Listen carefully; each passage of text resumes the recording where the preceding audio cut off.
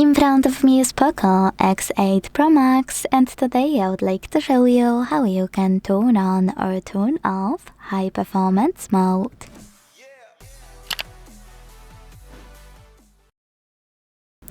Begin by opening settings and scrolling to tap on battery.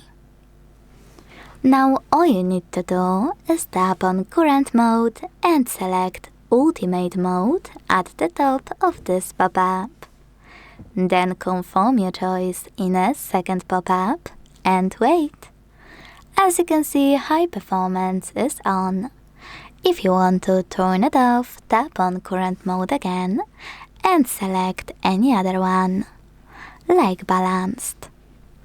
Thanks so much for watching. If you enjoyed this video, leave a like, comment and subscribe. Bye!